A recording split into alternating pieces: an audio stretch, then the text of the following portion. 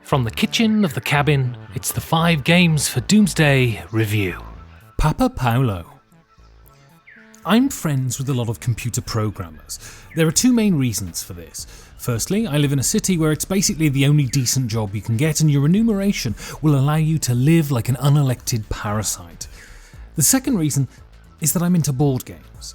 There must be something about the kind of problem-solving nature of games that attracts these kinds of minds. They don't attract usually my kind of mind.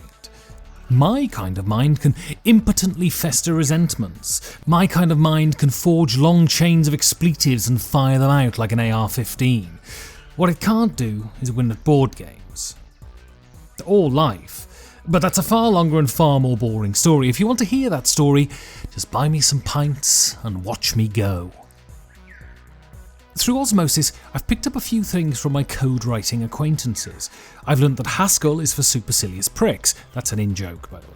I've learnt that there is a strong movement to introduce newspeak into the community, and I've learnt what front-end and back-end is, and it's not half as erotic as the name would imply.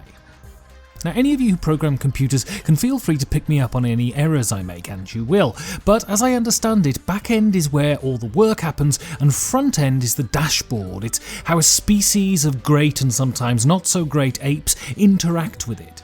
As a sidebar, did you know there's a country on the planet that still debates the validity of evolution? I know, absurd.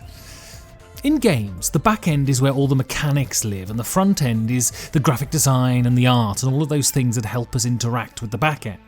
Without good back end, the game won't function, and without good front end, we'll all have no idea if it functions or not because the mechanics will be opaque to us. We forgive glitches though in the front and back end. God, this metaphor is laboured, but never let it be said, I won't flog that dead horse until it's properly dead. As long as we can divine the intention of the programmer, but work should be made to make our interaction with the game as painless as possible. Papa Paolo from Quinid Games is one such title.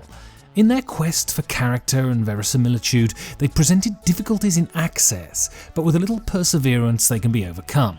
In Papa Paolo, players take the roles of pizzeria owners hoping to gain dominion over Naples.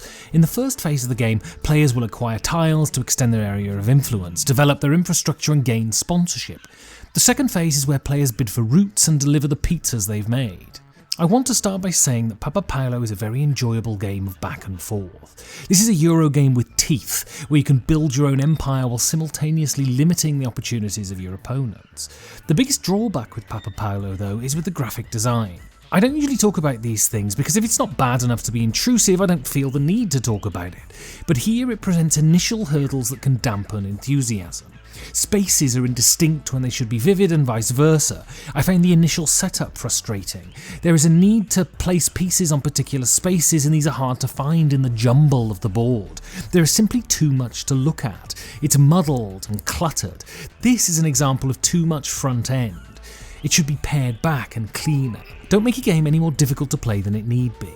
These games are supposed to be joyful rather than annoying.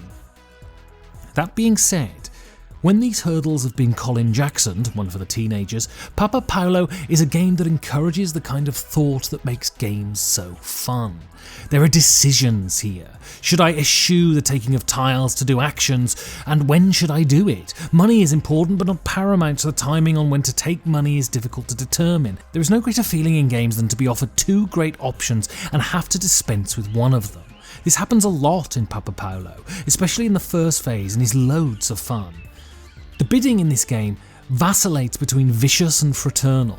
There are rounds where your needs diverge from that of your competitors and agreement is reached easily. Sometimes, though, the bidding becomes one of those shark tanks when the charm has been thrown in. Eurogames thrive on tension, and there is a lot of it in Papa Paolo. At its heart, this is a vigorously designed Eurogame that is a pleasure to play, after, that is, you've managed to clamber over the front end. Thank you for listening. And you can support this show by going to patreon.com/5G4D.